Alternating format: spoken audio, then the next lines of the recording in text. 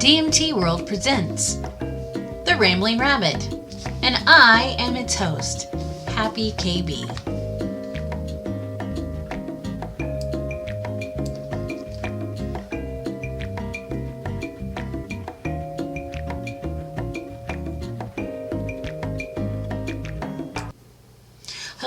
Hello, friends. I know it's been a while since episode 3 came out, and I think I may have promised that I was going to try and get these out sooner, but all I can say is life. Life gets in the way, and being human gets in the way.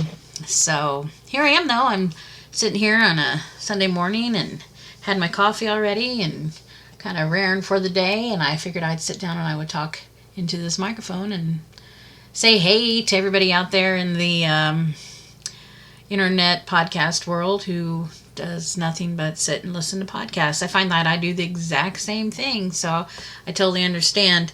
It's kind of I don't know, I like to sit at work and I like to listen to all the different podcasts that are sitting in the internet world. It's quite fascinating. Who knew that there was so much to talk about? I mean, we knew there was so much to talk about because we obviously like to sit and talk about it. But anyways, okay, whatever. Move on. So, welcome. It is The Rambling Rabbit, episode number 4. And I would just like to say it's a beautiful day today. I hope wherever you're at, it is a beautiful day as well for you. So,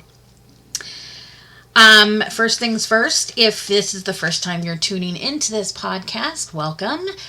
This podcast is hosted by DMT World. If you've not been to DMT World, we'd like to invite you to DMT World. It is a psychedelic community that is free to join.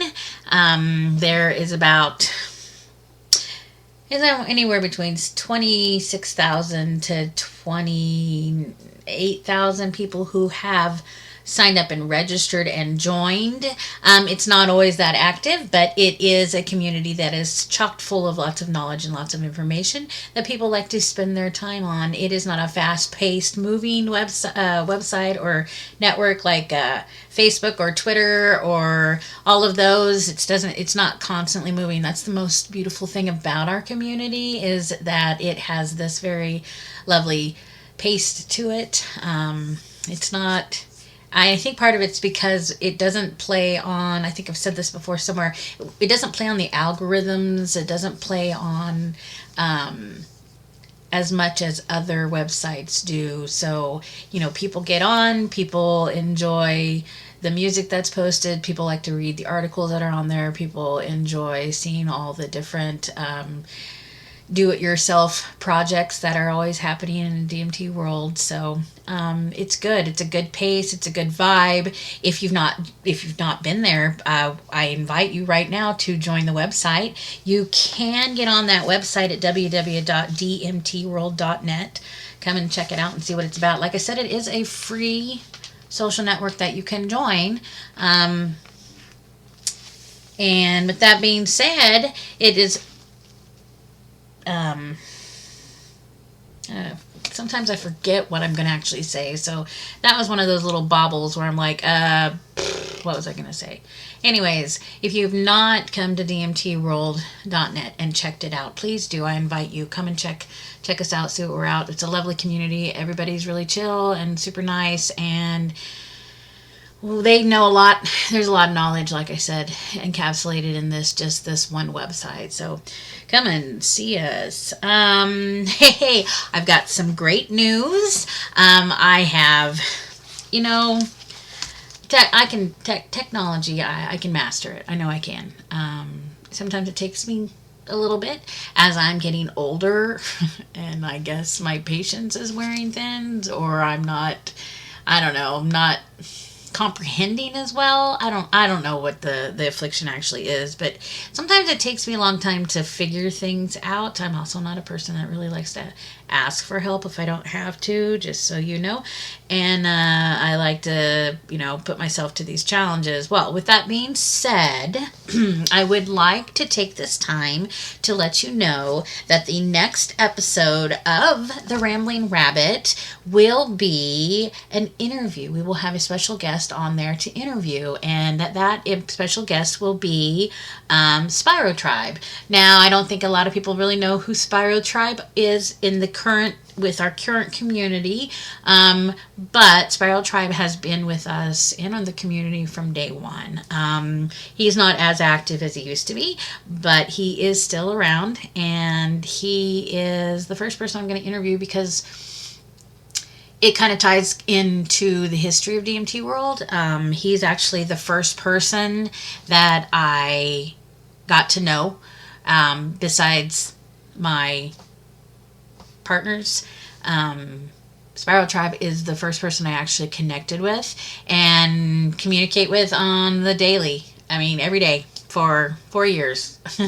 So I'm bringing him on to be my first guest on DMT World, the Rambling Rabbit time for the interview. So I'm excited about that one. That'll be fun.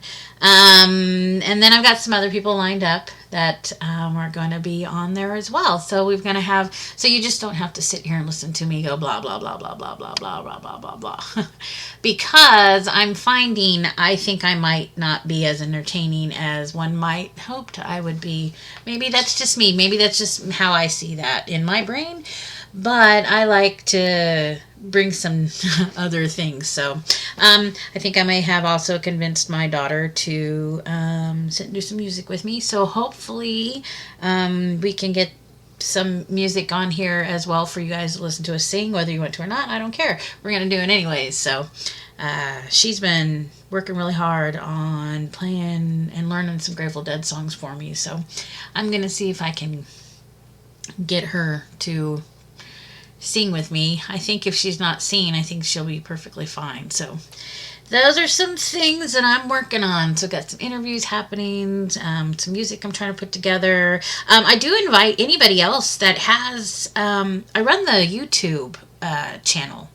And I'm always looking for other things. If there are things and people in the community that don't necessarily want to upload their own stuff into their own YouTube channel, if you send me a video or something that I can upload and you want us, and I can share it, I'd be happy to do that. If somebody's got, anything, you like a reading, or you're a musician and you want your music out there so people can hear it, as long as it's within the DMT World spectrum. I mean, yeah.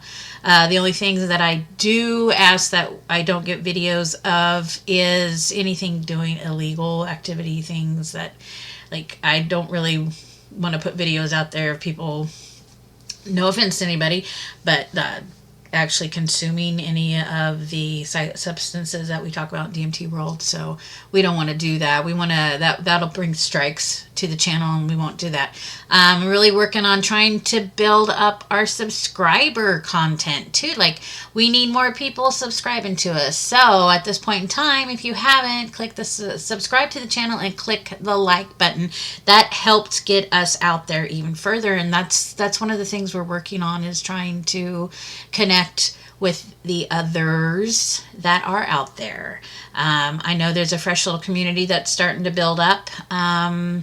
They've gotten brave like we did and are trying to branch out and trying to do their own thing in the psychedelic community, which I firmly believe that there is enough room for everybody on the internet to do kind of the things that we're doing. So those are the people we want to help out. We want to encourage them, and we want them to find their way and go forward too. So that's really exciting to see some other communities coming up that are starting to grow in the same areas that we are. So, and those are the people we want to contact. We want to be supporters of those people. We want to be the supporters of the people that are doing YouTube stuff and trying to, get knowledge out there, help people out. I mean, that's what we're really doing here. We're sharing we're talking about things. We know on the horizon the direction that is the psychedelic community is going, and there's so many different micro communities within the big whole community of the psychedelic movement that we're seeing.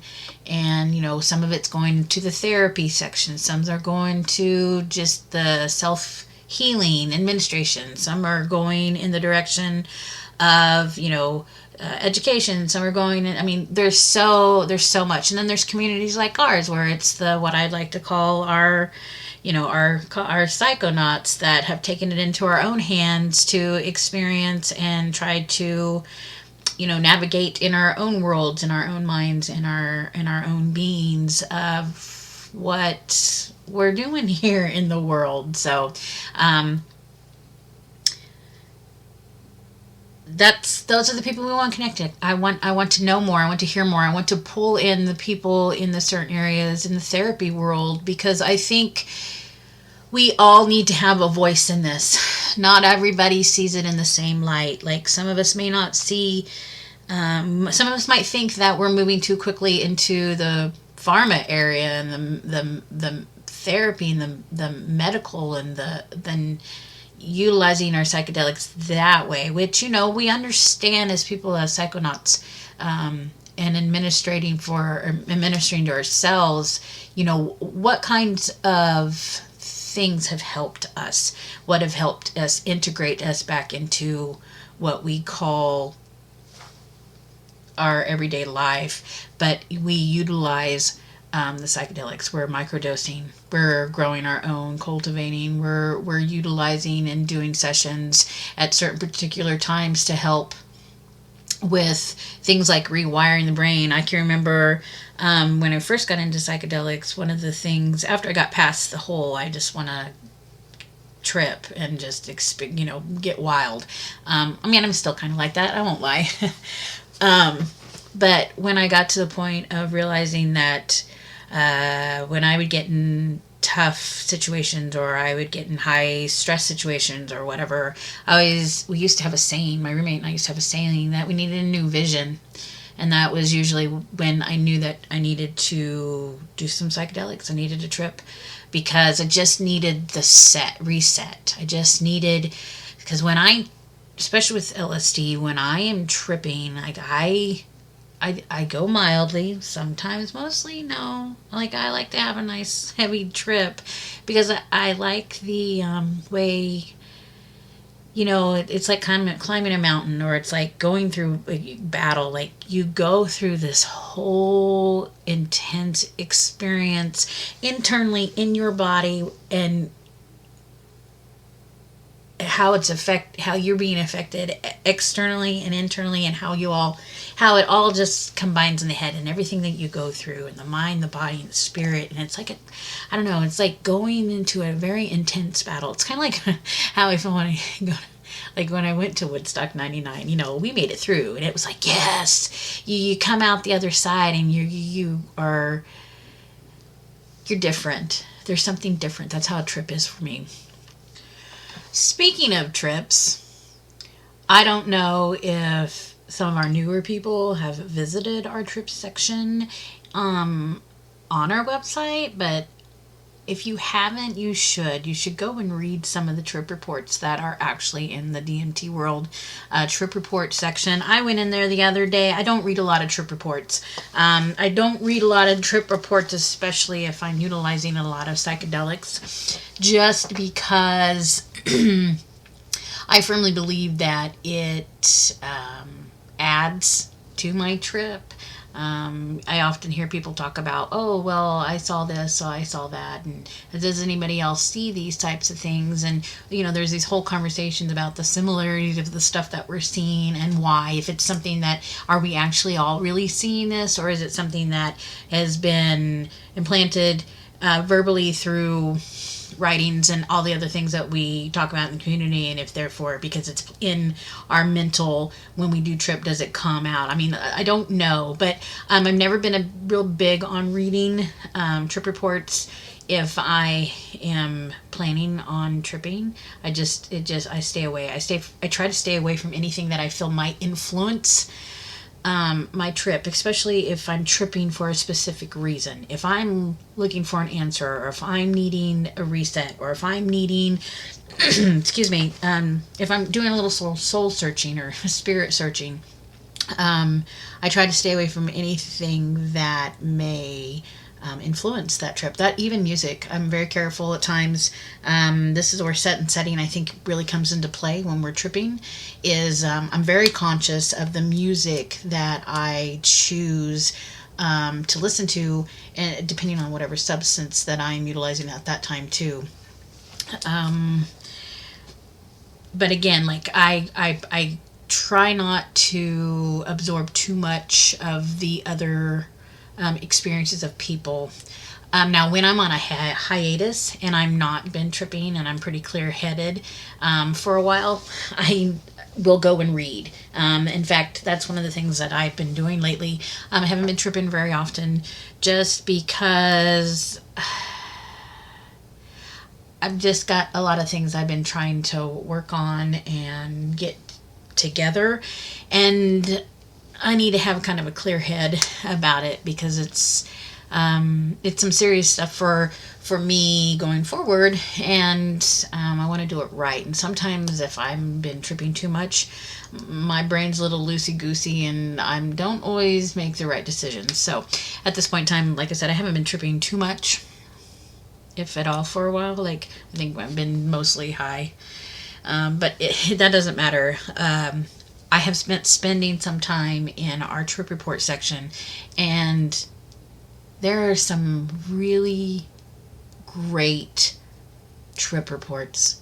There are some really great experiences that the people in this community have had, and took the time to sit and put it down so they could share it and we could read it. So I highly recommend, if you have time, if you enjoy pre-reading other people's trip reports, especially, go and spend some time in that section of the website. It's really neat.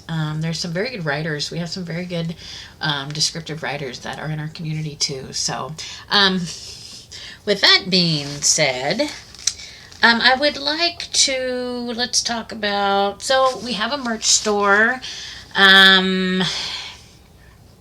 Been trying to create some new content, some different content, get some stuff out there. But, our logo is out there on all kinds of merchandise. If there is something that you're specifically looking for, like if you're wanting a sweatshirt or a tank top, or you want me to look and see if there's something else in there, there's a few other things we can put the design on. Just shoot me a message and I'll see if anything's available. Just trying to get some different stuff out there, get some different variety going. So if you haven't been to our merch store, DMT World merch store, you can go to DMT-World-2 creator-spring.com, and that'll take you right to our merchandise store. Or if you get on our website, you can also, there is a group there that I'm posting daily on of merchandise that we have, and they all have links that are in that as well. So you can visit that, get some merch. Merch helps support the website, helps us keep it maintained, keep it upgrading. Every little bit helps. With that being said, it is, this website is ran by volunteers. Nobody gets paid to do this job. It is truly a labor of love. I have some really good staff, and they do a wonderful job trying to keep the place going and moving and helping and advising and trying to keep out the other things that we don't need in there. I have people that are in our Discord that do the same thing. We have some wonderful people that utilize their time for free to sit and help maintain these things that we're doing with this website. With that being said, like, we have some updates that have come up that we need to do eventually. And the way that we get the updates and we keep the lights on the community is through donations. And so if you are a new member and you are not a donor, you absolutely have the ability to help support the community in just donating a little bit. We have our Patreon, which is www.patreon.com/DMT World. We have 2 membership levels. We have a merchant member, which is $5 a month. With that, you are able to sell your legal products in our marketplace. Not illegal, legal, anything legal. You make some really cool stuff. You got some stuff that you make jewelry, you do tie-dyes, anything that is illegal that you can sell, you want to sell it, this allows you to do that. Gives you that access. Our most popular tier is the Psychonaut tier, and this tier is $8 a month. With this, you are able to create groups. You are able to be a merchant. You then actually have access to our Psychonaut channels in our Discord server. And if you become a Psychonaut donor, you also in the mail receive some stickers and this really cool necklace that we have that has our symbol on it. So every little bit helps. There is on our Patreon, if you don't want to be a monthly donor and you want to just donate something, that is a capability that is in our Patreon as well. So everything helps. Every little bit helps. We are very grateful for the people that do donate to our site. It's wonderful. They have helped. That helps us, like I said, getting our updates going. It helps just keeping the website running. So none of this stuff is free, guys. Somebody pays for it somewhere, and it's great that we have a community of people who really believe and see the vision and support this. So I thank you. My hat goes off to you. I appreciate everything you do. With that being said, I do have a Patreon giveaway that will be coming up in the next couple months. We got some things gathered together that were donated by some wonderful people in our community. And if you are a Patreon donor, you will be eligible to be in this giveaway. If you are not a Patreon donor, you will not be able to participate. How you become a Patreon donor is you go to our Patreon and you donate to our DMT site that way. Again, the website for that is www.patreon.com/DMT World. That will get you right there. If you struggle with that, go to our website. You can also get there through our website as well. So, all right, next thing. Oh, this one I want to keep reminding everybody I'm still doing this too. With the Patreon donor, you do, like I said, you do get some stickers and you get a necklace. If you're not able to do that, that's fine. I have another way that you can help out in our community. I'm doing a sticker campaign. If you've been listening to the podcast before, you know that I have some of our logo stickers that what my idea is, I want to be able to show. I'm doing this project where I'm going to accumulate all these pictures so I can show how far DMT World reaches around the world. We have people from all over the place, and I want to be able to actually do a physical visual project that will allow us to see that. And so how do we do that? You contact me. You can contact me through my email at kb@dmtworld.net, or you can on Discord. You can get a hold of me on Discord, and it's HappyKB, and just shoot me a message letting me know that you want stickers. I do need an address. I'll send you some stickers. I just ask that. And I'll send you more than one. You can keep one, and then the rest, if you would go wherever you're at, stick them around, take a picture, and send it to me, and let me know where you put it at. That way I can add it to the project that I'm working on. So get a hold of me. I'd be happy to get those out to you. So, all right, well, at this point in time, I am to KB's Corner, and we're going to continue the rabbit tales. with the rabbit tails. And we're going to continue with Woodstock 99. So I just really thought about this. And this is just a really hard story to tell you about Woodstock 99. I wanted to go chronologically, but I don't think I can do that. It's been a long time since I've told this story anyways. I used to tell it a lot, especially when it was fresher in my mind. So I'll do my best to keep on the flow. You're probably going to get this in sections, so but I'll do my best to remember. I was trying to think where I left off. I know I talked about George Clinton and my friend getting hit in the head with the flying frisbees in the air, and that's us having to take her back to taking her back to the tent. So, you know, there's a lot that went on. And like I said, it's really hard for me to put it in chronological orders. Kind of like, because of Woodstock 99, I have a hard time using a porta potty. I've used a porta potty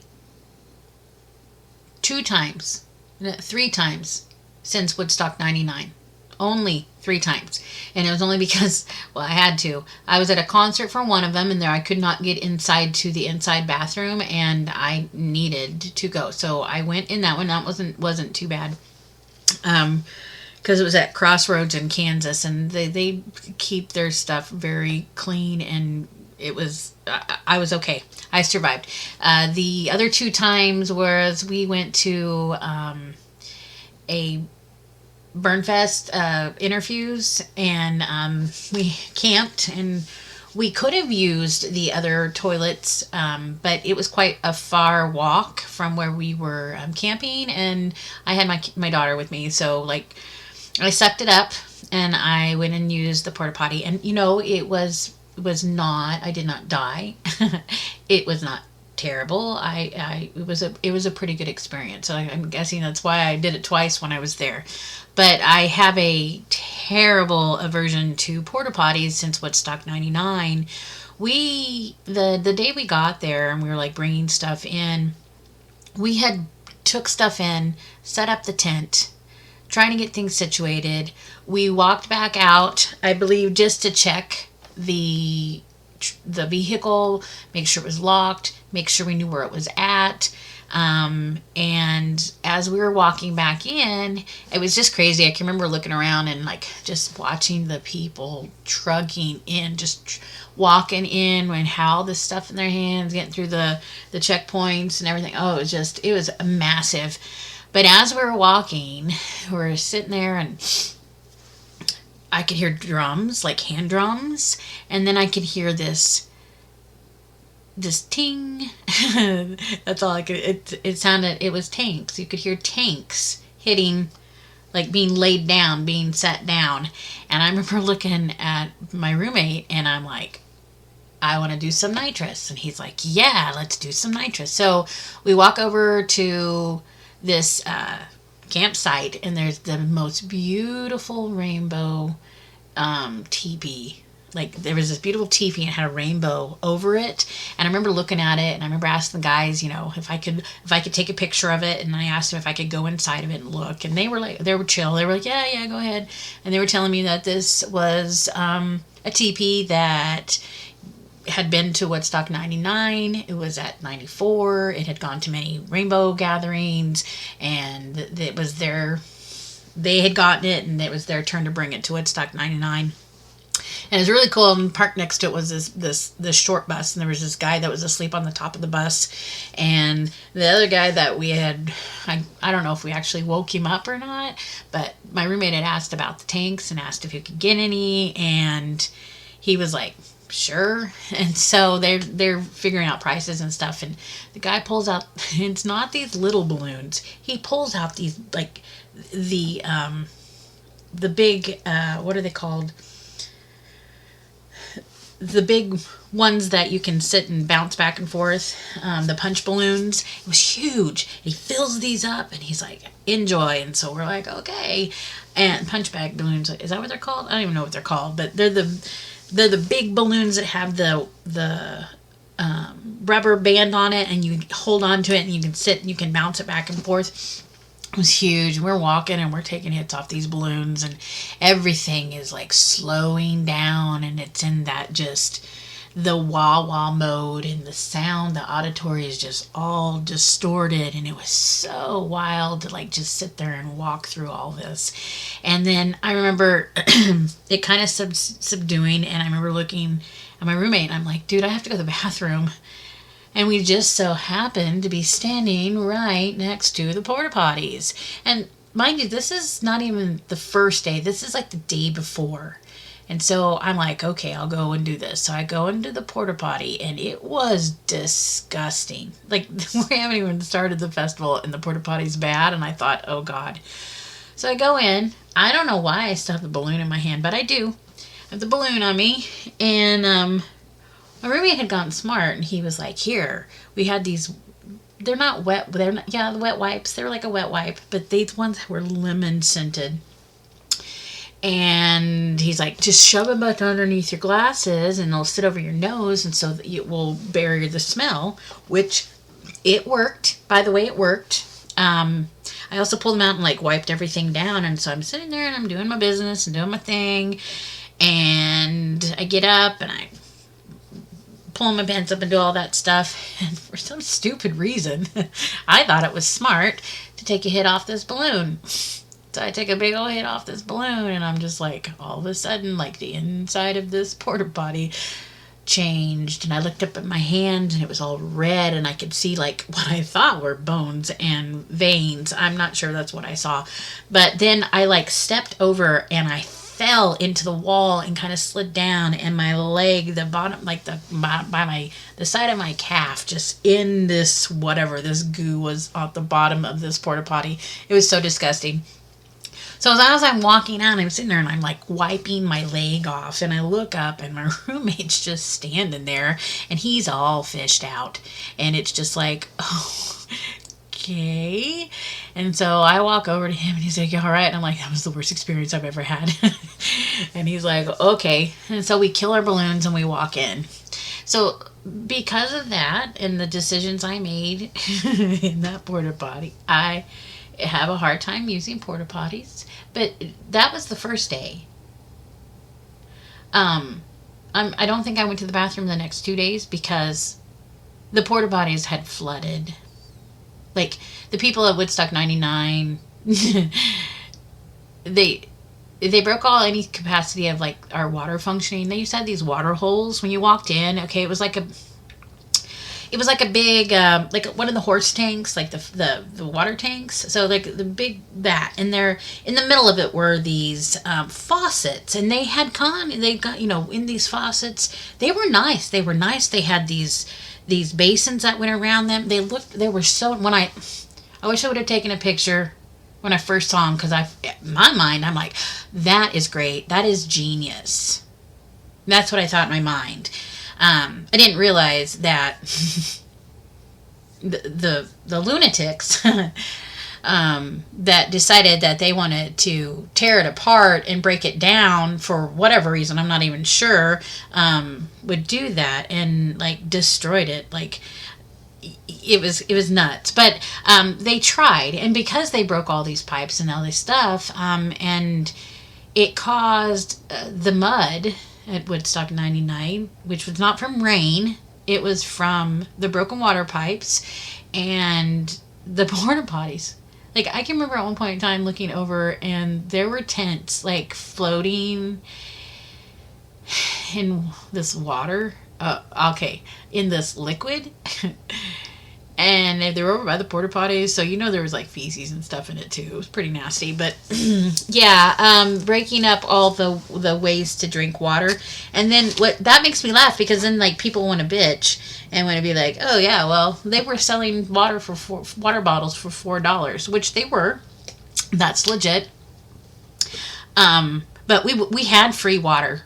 no matter what anybody says, there was free water. There was ability to drink water out of the watering holes, but because the people decided it was more fun to tear it apart and cause that destruction, it kind of limited us on staying hydrated. And yeah, that was pretty crappy of people. But so yeah, but the first day they worked fine because we filled up many water bottles at that watering hole until they beat the crap out of it. But they beat the crap out of everything.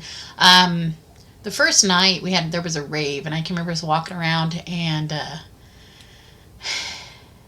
there were these big, huge drum circles happening, but I couldn't figure out. Nobody had drums. Well, so what were they using? Well, these people had decided that they're going to take these big metal trash cans, and that's what they were going to use as drum circles, which it produced this really great sound. Like, I don't know if you've ever sat and beat on a metal drum before, or a barrel, and you get this boom, boom. It was so cool. And it was very tribalistic. I can remember walking. Of course, I'm tripped out of my mind, too, at this point in time. You can remember most of these stories, I was completely just blitzed. I just remember walking around and hearing this booming, and I remember looking around. I remember looking at my roommate, and he's like, it's over there. And I'm like, what are they beating on? And he's like, they're trash cans. They had beat on these trash cans all night that, like, they mangled these trash cans. It was so crazy. It was crazy. So that was crazy. Also, what was crazy was walking around, and I'm tripped out of my mind, and I'm walking on all these plastic water bottles, and I can't figure out why I am walking on these plastic water bottles. And my roommate had to finally tell me it's because the beer that was being sold, which was Bud Light, I believe, it was Anheuser, I think it was Budweiser and Bud Light, that they were selling the beer in plastic bottles, and the plastic bottles were not making it in the trash cans. Well, they couldn't, because trash cans were now beat to a pulp, so there was nowhere to throw away the trash except on the ground. I did walk up to one guy that was sitting there eating a hot dog, and according to my roommate, and he opened a package of mustard or ketchup, I can't remember what, and put it on his hot dog, and then he dropped the packet, the condiment packet, and then did the same with the other one and dropped it. And I walked up to this guy, and I made him pick up those packets, and I made him go throw them away. I was tripped out of my mind. I barely remember that. But yeah, that was a thing. It was really kind of crazy to me. At the point in time, it's like we're all kimmed out on LSD. So it's like, did things make sense? No, but things don't normally make sense until after my trip's over. So, all right. So the night before, when we got there, and after we did all the, after the George Clinton incident and all that stuff, my roommate and I went walking around, and we went to both of the stages, and got to see them up close and personal before the massive amount of people and before people were performing on it, which was really, really cool. I kicked myself. I think I have pictures somewhere, but it's been so long, and I know I have rolls. I still have rolls of film, you guys, of pictures from Woodstock 99 that I've never developed. I also have a roll of film of just clouds. Yeah, just clouds. Clouds at Woodstock 99. Why? Well, at one point in time, we were walking, and I felt like I was in the middle of a football field. It felt like a football field or a big arena field or something. And I remember walking out, I remember laying down on the grass, and I remember I was mesmerized. At this point in time, God was talking to me the whole way, telling me that I would be fine, that my parents would understand that I was doing drugs, that I was on the path that I was supposed to be, not to worry about things, everything was going to work out. I mean, the whole time, God's sitting there, that's what I think, and talking to me. And I'm laying there, and I'm listening to every bit of it. And I remember watching these clouds, and they were so magnificent looking. They were just these amazing shapes and the things that I was seeing. And I remember I grabbed my camera, and I'm laying there on the ground in the grass, and I'm taking all these pictures, and I am so into this, what I'm seeing. And I know I'm just capturing this most magnificent sights with this camera because I'm seeing all this amazing stuff in these clouds. Those cloud pictures don't look anything like I remember them when I was tripping on acid, to be honest. They're all just clouds. They were beautiful in the moment, though. But I go look at them now. They're just clouds. Yeah, so, I and we didn't have cell phones. This was before cell phones. So, like, we take just quick snapshots of everything. Well, it's not that easy. We didn't have that instant, we didn't have the digital. We didn't have that instant. Like, you took pictures and you had to hope that they came out. You had to hope what you were seeing at that point in time translated on that film. It didn't always do that.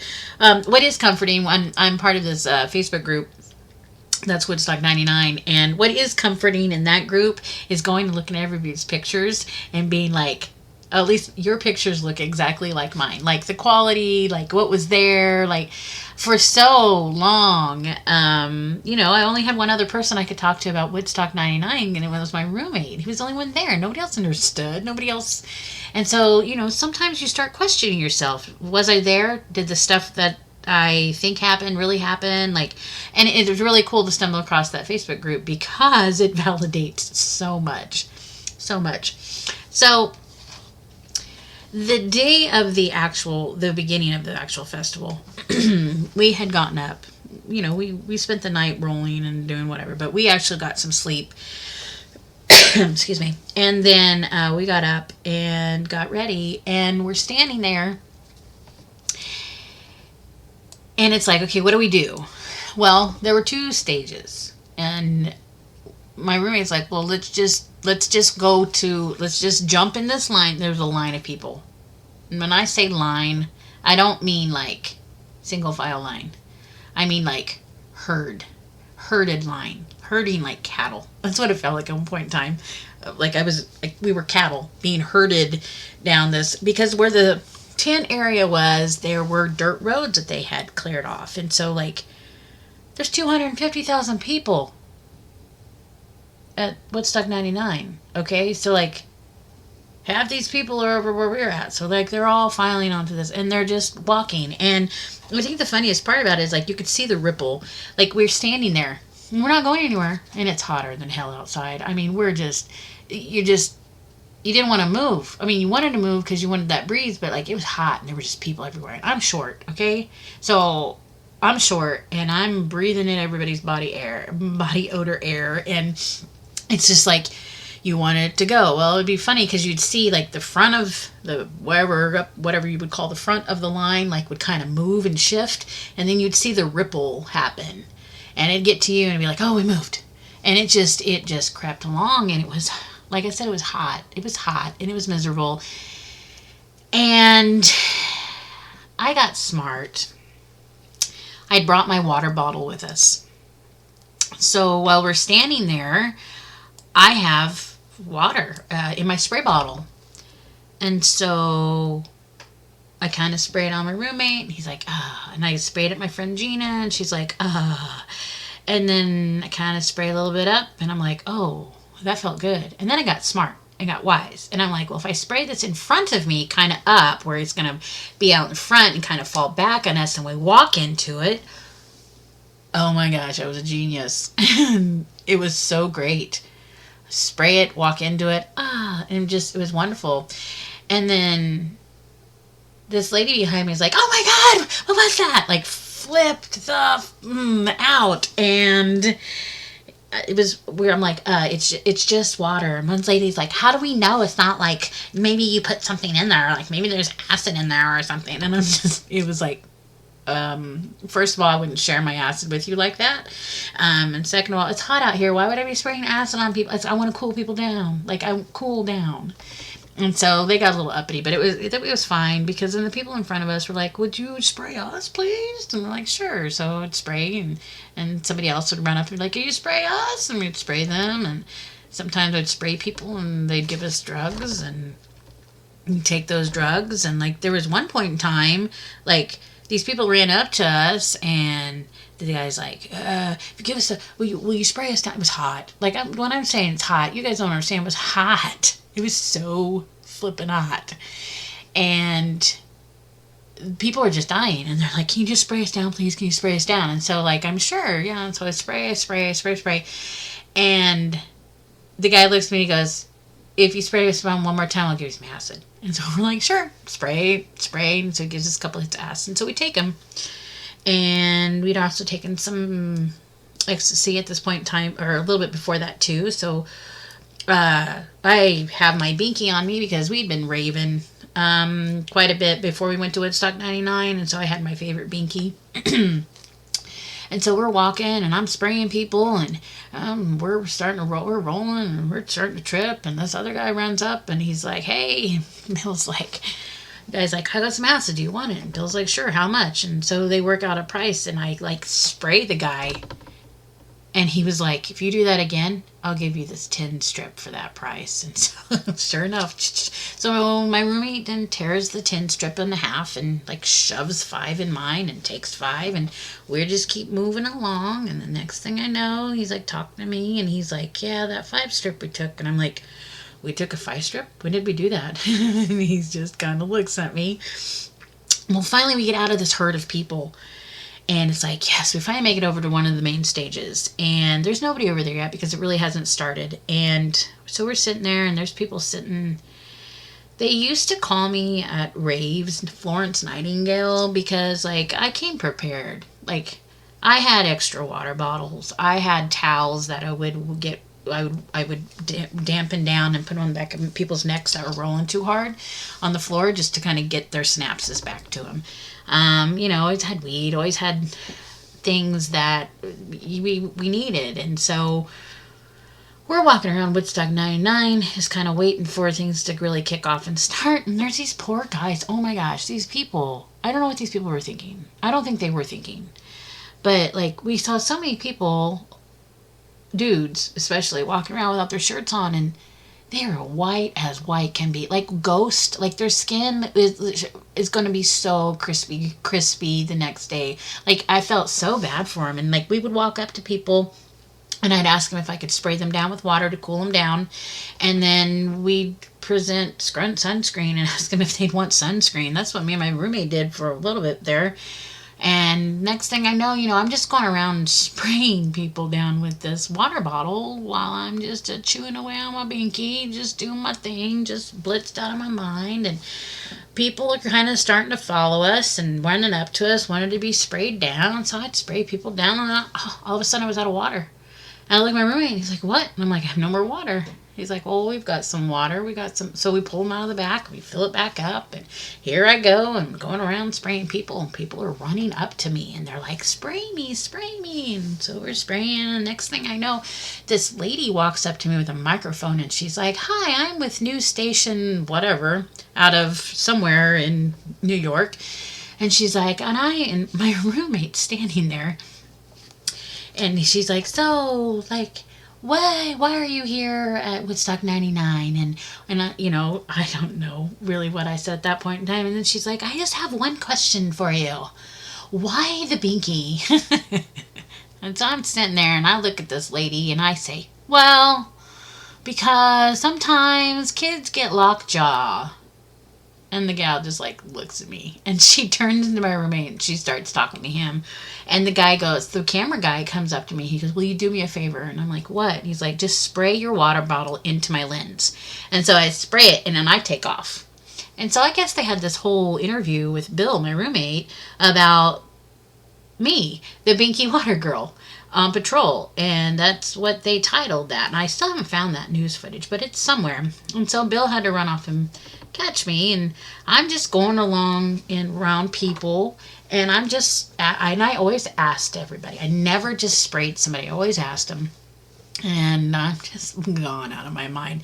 Then just spraying people down, and I'd run out of water, and I'd look at Bill, and Bill would have water, and we'd fill up the water bottle, and I'd keep going. Well, the thing that started happening was we'd run out of water, and the next thing I know, people that were around us that I had sprayed down were handing us water bottles. We at one point in time had people running to the watering holes to fill up water bottles to bring back to us so I could keep watering people with my spray bottle. And so, unbeknownst to me, because I was preoccupied, obviously, running around with the squirt bottle, spraying people down, tripped out of my mind, the crowd kind of got bigger and bigger and bigger and bigger. And finally, I found myself up at the front of the stage. Well, nothing had started yet, but on the stage, standing in a line, were these big guys, all in these yellow shirts, and the shirts, they were the Peace Patrol. So, in KB fashion, I go up and I ask each Peace Patrol officer if I can spray them down, because since it's so hot. And so they all would let me. And so I'd spray, and people were cheering, and people were, yay, yay, yay, I want to spray them down, and they were all so nice, and people giving me water bottles, them giving me water bottles, and I'm spraying people down, and people are running up to me, and people are they were super nice. I got blessed by a lot of people. I got just all kinds of, it was really interesting. And I get down to the last guy at the end of this stage, and he's this big guy, huge guy. And he's standing with his arms crossed. And, they've seen this whole thing. Like, there's this little following of this little water patrol girl, pinky water patrol girl, just spraying people down. And I look at the guy and I ask him if I can spray him with water. And he's like, nope. And the crowd behind me is like, oh, man, don't be like that. Don't be like that. Da, da, da. She just wants to be nice. And I'm like, are you sure? Can I please spray you down? And he's like, nope. And the crowd behind me is like, no, boo! Oh. And I ask again. I said, this is the last time I'm going to ask, can I spray you down? And the guy looks at me, and he gets real close to me, down next, and he's like, nope. And I'm like, okay. And I turn around, and of course the crowd's like, oh, ma. Well, when I turn around, unbeknownst to me, the guy had a water cooler behind him, picks up the water cooler and dumps it on me. And the whole crowd just lost their minds. It was so funny. And so I'm soaking wet, and so I gather all my things, I get my stuff, and I start walking. And all of a sudden, I hear somebody on the stage. And I remember my roommate saying, oh, it's Andy Dick. And I thought, Andy Dick? Okay, first of all, I don't like Andy Dick. Not a big fan. Sorry. If you ever hear this, I'm not a big fan. My experience with Woodstock 99 with you, not a big fan. Because as I'm standing there walking through, spraying people down with water, I can hear Andy Dick on stage singing a song called Little Brown Ring. I don't remember the rest of this song. I just remember that. And I remember that the song itself was kind of repugnant and repulsive. And it was not fun. I wasn't enjoying it. I wasn't enjoying the song. And then all of a sudden, I hear him talking about the girl in the crowd that is running around spraying people down with water. And he's making fun of me. Now, I can't honestly tell you if this actually happened or not. This could be my trip. But that's what was happening, and I was just miserable. So finally, I found my roommate. We go over to next to Andy Dick is done, like he's off the stage, and I'm standing over next to my roommate, and over by this cute little adorable couple.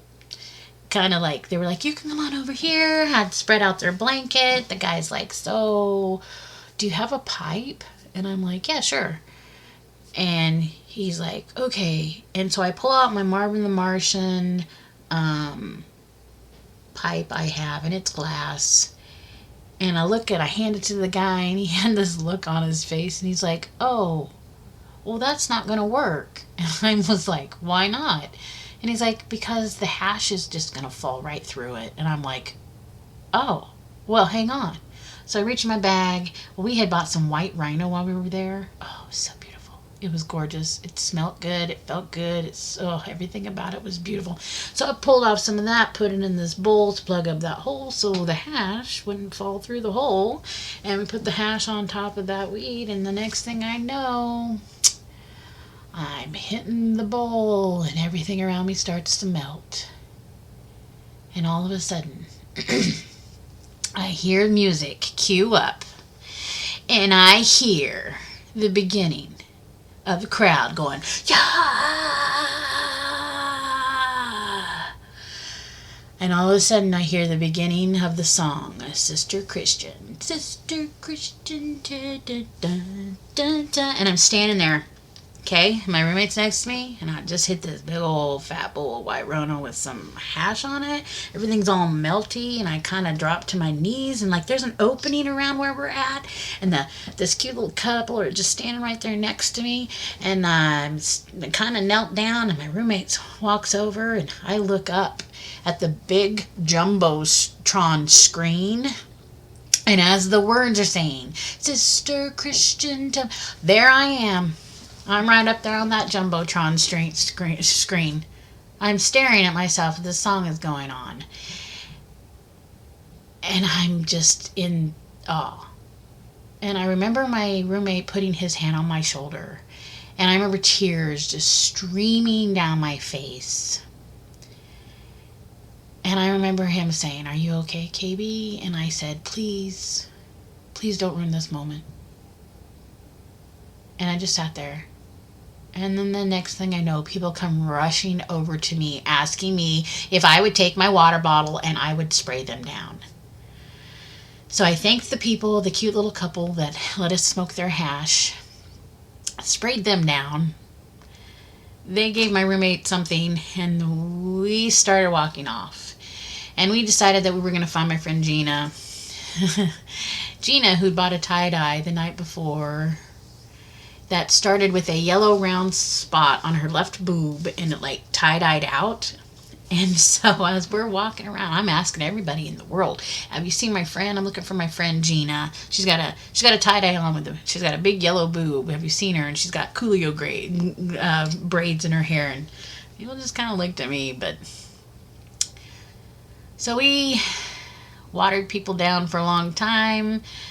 And people just kept running to us with water bottles and filling water bottles up. And it was just a phenomenon because people walk up to me and they were like, "You're the water girl." Like, that was my name. At one point in time, we found my friend Gina and we're walking. And people were walking up to me and they're like, "Oh, hey, it's the water girl. She's the one that she sprayed us down." Well, the crazy thing that happened after that, like the next day, people had water spray bottles with them everywhere they went, hooked in their belts, and they were around spraying each other. It was so crazy. It was so crazy. I'm sure maybe I'm not the only person who had this idea to do this, but I'll tell you, that whole moment of like people wanting to be sprayed and all the blessings, like how many times somebody blessed me while I was at Woodstock. Like, I don't know, when you're in that trip moment and you are in it and somebody blesses you, like, that's powerful. That was powerful. That was very powerful. And during that whole time, I had God in my ear, talking to me, telling me everything was okay, that I was doing good, that I was all right. So we made it to the other side of the stage, or to the other stage, because there were, like I said, 2 stages, and there was quite a bit of distance between the two. By that time, I wasn't too hip into who was performing, I guess, over there. We were getting tired. And so my roommate and I were walking, and Jamiroquai was playing. Oh, we could hear him. We could hear Jamiroquai. And so we're going, and we walk over there, and we're like, okay. And I said, I want to go up, and I want to go dance. And my roommate Bill's like, KB, no, why don't you? Next thing I know, I strip off my backpack, and I give it to him, and I'm like, I'll be right back. Because in my mind, at that moment, I was going to find Bill, because Bill had on a tie-dye. So I run off, because I'm going to find him. And I'm dancing, and then next thing I know is I turn around and I look, and there is a sea of tie-dye standing there. And I thought, oh shit, I'm never going to find Bill. And so I went and sat down at Jamiroquai. And that's when I lost Bill at Jamiroquai. Because I ran off, which is typical for me. So prior to this, let me tell you, I was bound and determined that we were going to find some mud somewhere because we needed to cool down. Well, we found mud on accident. We were walking and we see people throwing stuff. Like, it's hard to explain. Like, you're walking and all of a sudden you just see, like, it looks like mud. They were just throwing mud, but it wasn't just like one or two. It's like thousands of mud clumps are flying at each other because there are people who are standing on one side and on the other side of this mud puddle, and they're sitting there throwing mud. So what do? Oh, geez. I go walk out there in the middle of it, and I'm standing there with my arms up, and I have Bill my roommate take a picture. And so he takes a picture, and then the next thing I know is some dude runs up behind me, grabs me from behind, and goes and slams me in this muddy water puddle. And so I've got mud from my head to my toe. I'm coated, which probably saved me a little bit, being covered in all that mud from the sun. But boy, howdy, he hit me hard too, like down. And so I had to walk around the rest of that day covered in mud. My glasses were covered in mud, like everything. Trying to clean that up was hard too, because by this time the watering holes were starting to get demolished and broken. So it was really hard to like try to get cleaned up. So after we got to Jamiroquai, and Bill's nowhere to be found. I decided I was going to go try to find them. And so I walked around Woodstock 99 that first day, lost, completely tripped out of my mind for, I don't know, a good 3.5 hours. Walked around. I got interviewed by Rolling Stone. I remember at one point in time I'm just sitting. I was so exhausted. And my brain, I could not think. My brain was just melted, just mushed. And I'm sitting there trying to remember, like, my roommate had told me the night before, you need to remember the purple road or purple section and the name of this road, and there was a medic tent right on that road that I need to remember. And I remember sitting there and I'm like, I need to find where the tents are. I need to find this section, because I remember purple flag, I remember the medic tent, and I vaguely remembered the name of the intersection, the road we were there. But I do remember there was an Italian flag that was 3 tents down from our tent. So I knew with these little bits and pieces of information in my tripped out brain, I can find him. And I was determined to find my people and my tent, because I was not going to be the girl that got lost at Woodstock 99. At one point in time, I remember sitting on a fence, a wood fence. I'm just spent. I was tired. And I remember this guy walking up to me, and he looked at me, and he's like, "May I take your picture?" And I'm, yeah. He's like, "I am going to title this, I Survived Woodstock." And I was like, okay. I did. I got interviewed by quite a few. Like, there were a couple of local radio stations that were out there. Like I said, I got interviewed by Rolling Stone, and I remember the person asking me, what was it that brought you to Woodstock 99? Was it the music? Was it? And I'm like, it was the experience, man. And that's all I remember. And then I remember walking around, and I remember stumbling upon the showers.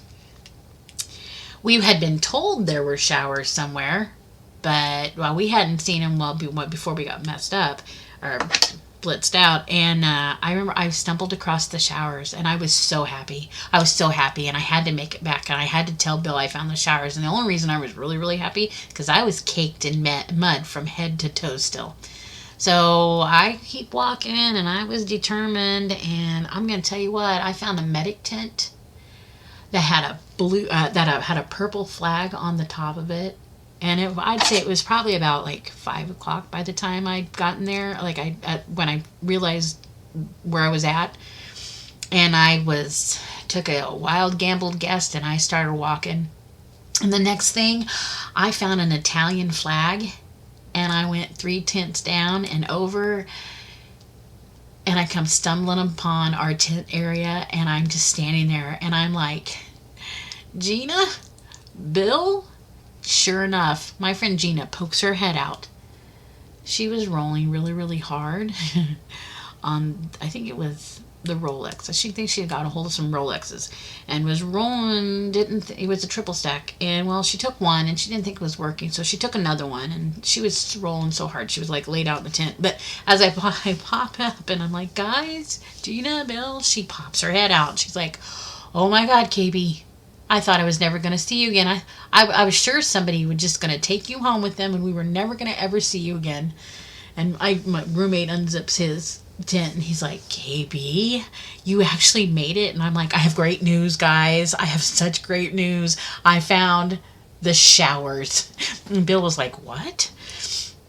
And so we decide that we were going to go to the all-night rave, so we needed to sleep.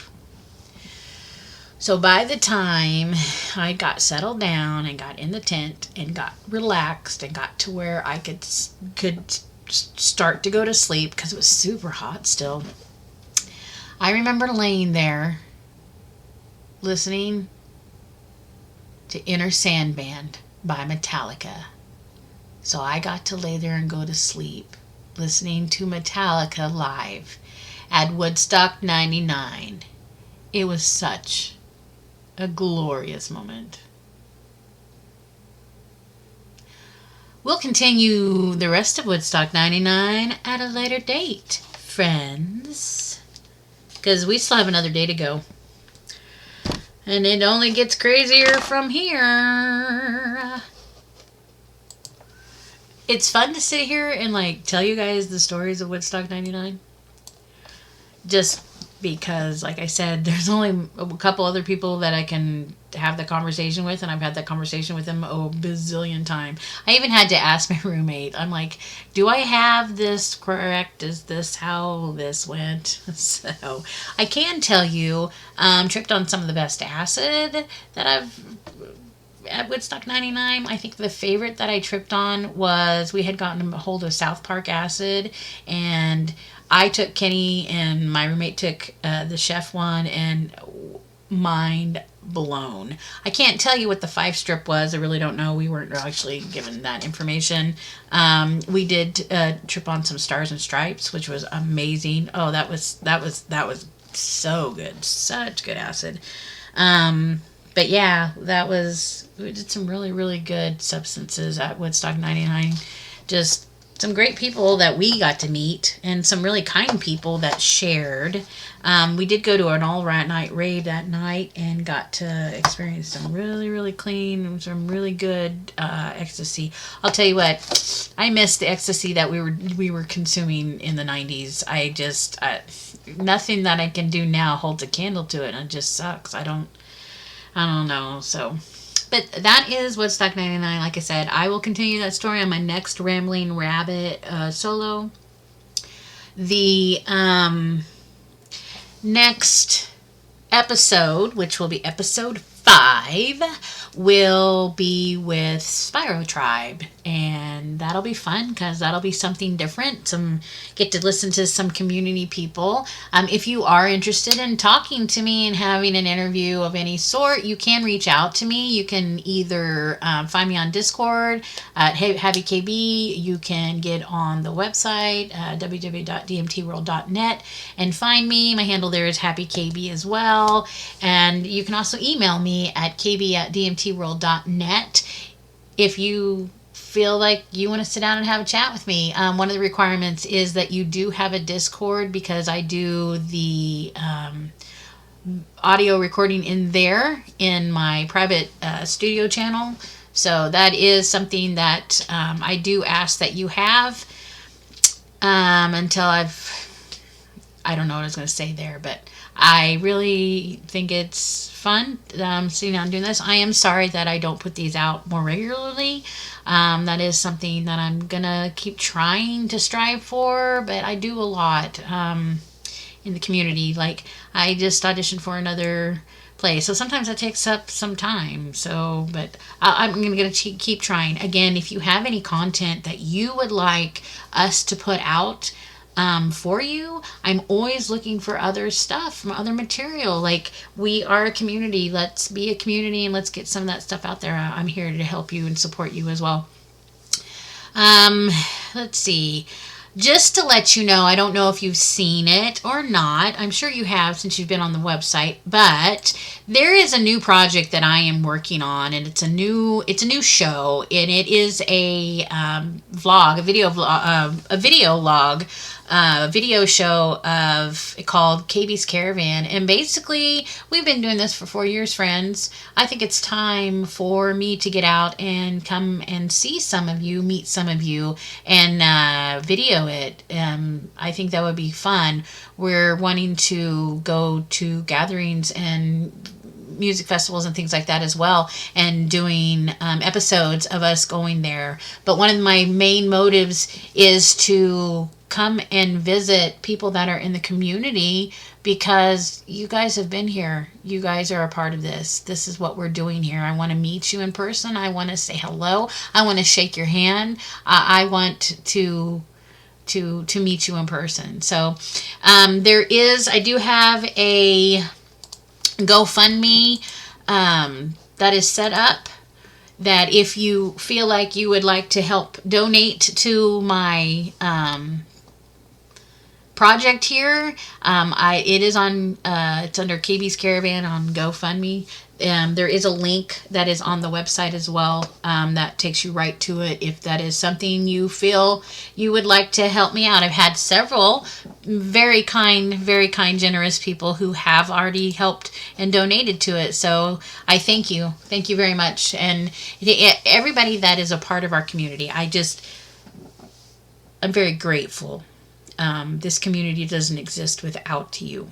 You are the reason why we are here. You are the way that we power this, and you're the reason that, DMT world exists.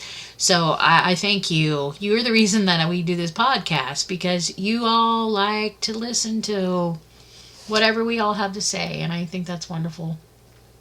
I can never express truly to any of you what DMT world is to me, but just know that I appreciate every single one of you that take your time to show up and be a part of it. So thank you. So until we meet again, I would like to tell you to keep ascending, friends. And this is HappyKB with the Rambling Rabbit. I'm out.